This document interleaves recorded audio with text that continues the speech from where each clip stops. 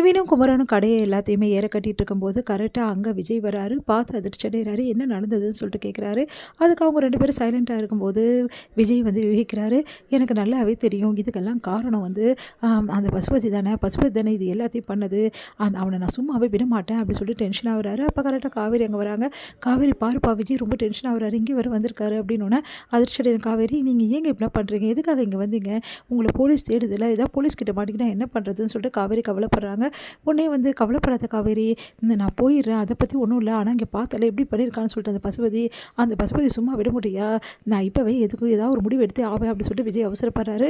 காவேரி நீ அவரை சமாதானப்படுத்துமா அப்படின்னு சொல்லிட்டு சொல்லிட்டு இருக்காரு குமரன். அதுக்கப்புறம் காவேரி அவரை சமாதானப்படுத்துகிறாங்க. அடுத்து வந்து விஜய் வந்து அந்த கடை எல்லாத்தையும் ரெடி பண்ணி கொடுக்க ஐயப்பன்லாம் வர வச்சு ஆளுங்களாம் வர வச்சு ரெடி பண்ணி கொடுக்குறாரு. இந்த வேணாம் சொல்லி கூட ரெடி பண்ணி கொடுக்குறாரு குமரனுக்கு. அடுத்து குமரனும் வந்து நிவினும் வந்து இதை இப்படியே விடக்கூடாது, அந்த வந்து பசுபதிக்கு ஏதாவது பாடம் சொல்லிக் கொடுக்கணும், விஜய்க்கு நம்ம ஹெல்ப் பண்ணணும்னு சொல்லிட்டு முடிவு பண்ணுறாங்க. இங்கே வந்து காலையில் எழுந்துக்கும் போதே நம்ம காவேரிக்கு என்ன ஆகுது, காய்ச்சலாக இருக்குது. அதை பார்த்துட்டு எல்லாருமே வந்து என்ன ஆச்சு அப்படின்னு சொல்லிட்டு பார்க்குறாங்க. பார்த்தா காவேரியால் எழுந்துக்கவே முடியல. உடனே வந்து என்னடி ஆச்சு உனக்கு அப்படி சொல்லிட்டு ஓடி வந்து தொடுறாங்க. நம்ம கங்கா உடனே வந்து தொடாத, நீ வந்து கர்ப்பமாக இருக்க, உனக்கு ஒட்டிக்கிச்சுன்னா என்ன பண்ணுறது அப்படின்னு சொல்லிட்டு அவங்க மாமியார் தடுக்கிறாங்க. என்ன இப்படிலாம் பேசுகிறீங்க அப்படின்னு சொல்லிட்டு பேசிகிட்டு இருக்கும்போதே காவேரி வந்து வேணாம், எதுக்காக, என்னால் வந்து எல்லாருக்கும் ஒட்டிக்கிட்டோம், அதுக்கெல்லாம் ஒன்றும் வேணாம், நான் வேணால் தனியாக இருந்துடுறேன் அப்படின்னு சொல்லிட்டு காவேரி வந்து அவங்க வந்து விஜய் இருக்கிற ரூமுக்கே போயிட்டு தனியாக இருக்காங்க. ஏன்டி இப்படிலாம் பண்ண, வேறு நான் என்ன பண்ணுறது, எல்லாருக்கும் சிரமமாக இருக்க, நான் தனியாக இருந்துக்கிறேன் அப்படின்னு சொல்லிட்டு சொல்லிடுறாங்க. அவங்க அம்மா வந்து காவேரி வந்து பார்க்கறதுக்காக வராங்க. உடனே வந்து காவேரி சொல்கிறாங்க, பரவாயில்ல நான் தனியாக இருக்கேன் வீடு அப்படின்னு சொல்லிட்டு சொல்லிடுறாங்க. இதனால அவங்க அம்மா வந்து சரிடி உனக்கு தேவையானது நான் எடுத்து தரவா அப்படின்னு சொல்கிறாங்க. பரவாயில்ல அப்படின்றாங்க. அடுத்து காவேரி மனசு கஷ்டத்தோடய இருக்காங்க. எல்லாரும் ஒதுக்குற மாதிரி தோணுது அவங்களுக்கு. அந்த டைமில் விஜய் வந்து கால் பண்ணுறாரு. என்ன காவேரி என்ன பண்ணிகிட்ருக்கேன்னொடனே, ரொம்ப காய்ச்சலாக இருக்குங்க, இந்த மாதிரி வந்து சின்ன விஷயம் குட்டி குட்டியாக வர முகத்துலலாம் வந்திருக்கு அப்படின்னோடனே, சரி காவேரி நீ கவலைப்படாத, நான் வந்து உன்னை பார்த்துக்கிறேன்ற, அதெல்லாம் வேணாங்க, இல்லை நான் தான் உன்னை பார்த்துப்பேன், இந்த மாதிரி டைமில் உன்னை எப்படி நான் தனியாக விட முடியும் அப்படின்றாரு. சரி ஓகே அப்படின்னு சொல்லிட்டு விஜயும் வராரு. விஜய் வந்து காவேரி கூட டைம் ஸ்பெண்ட் பண்ணுறாரு. விஜய் வந்து காவேரி ரொம்ப நல்லா கவனிச்சுக்கிறாரு. அந்த டைமில் கரெக்டாக அவங்க அம்மா அங்கே வந்துடுறாங்க. ஐயோ அம்மா வந்துட்டாங்களேன்னு சொல்லிட்டு விஜய் போய் ஒளிஞ்சிக்கிறாரு.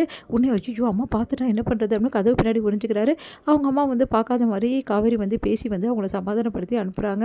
அடுத்து வந்து என்னடி பிரச்சனை உனக்கு, ஏடி இப்படி திருன்னு முடிக்கிறேன்னு அவங்க அம்மா கேட்குறாங்க. ஒன்றும் இல்லைம்மா அப்படி சொல்கிறாங்க. என்னடி நீ இப்படி இருக்க, எதுக்கும் நான் வந்திருக்கணும்டி, ஏதோ வந்து உனக்கு பார்த்து பயந்துட்டுருக்க. ஆமாம்மா ரொம்ப பயந்துட்டேன் அப்படின்றாங்க காவேரி. அடுத்து வந்து காவேரிக்கு வந்து அவங்க அம்மா எடுத்து வந்து கஞ்செல்லாம் எடுத்து கொடுத்துட்டு போகிறாங்க.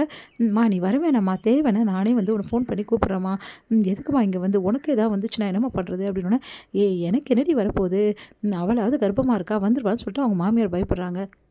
ஏன் பொண்ணுடி நீ, எனக்கு எதாவது வருமாடி அப்படின்றாங்க. சொன்னால் கேளுமா, நீ போ நான் பார்த்துக்கிறேன் அப்படி சொல்லிட்டு காவேரி வந்து அவங்க அம்மா அனுப்புகிறாங்க. அப்பாடா போயிட்டாங்களா அவங்க அம்மா அப்படி சொல்லிட்டு நிம்மதி பெறாரு விஜய். இங்கே பாருங்கள், நீங்கள் இங்கே இருக்கிறது எங்கள் அம்மாவுக்கு தெரிஞ்சால் பெரிய பிரச்சனை ஆகிடும், நீங்கள் முதல்ல இங்கேருந்து போங்க விஜய் அப்படின்னு. அதெல்லாம் போக முடியாது காவேரி, உன்னை கவனிச்சிக்காம நான் இங்கேருந்து போகவே மாட்டேன், இதனால் நம்ம பாப்பா நீ 2 பேருமே எஃபெக்ட் ஆவீங்கள்ல, அதனால் நான் உன்னை கவனிச்சுப்பேன் காவேரி அப்படி சொல்லிட்டு கையை பிடிச்சிட்டு அவங்களுக்கு வந்து தேவையானதை பார்த்து ஊட்டி விடுறாரு. அவ்வளோ நல்லா கவனிச்சுக்கிறாரு. காவேரிக்கு சந்தோஷம் தாங்க முடியல. விஜய்ன்னு சொல்லிட்டு அப்படியே பார்க்குறாங்க. இங்கே பாரு காவேரி, யார் இல்லைன்னு சொல்லிட்டு நீ கவலையே படாத, நான் உனக்கு இருக்கேன், நான் புருஷனா உன் கூடவே இருப்பேன் அப்படின்னு சொல்லிட்டு இருக்காங்க. இங்கே வந்து காவேரி வந்து தனியாக இருக்கா, அவள் பாவமா, நான் போய் அவளை பார்த்துட்டு வரேம்மா அப்படின்னு சொல்லிட்டு கங்கா சொல்கிறாங்க. வயிற்று பிள்ளைக்காரி நீ போகக்கூடாது, சொன்னால் கேளுன்னு. இல்லை நான் காவேரி பார்த்தே தீருவேன்றாங்க.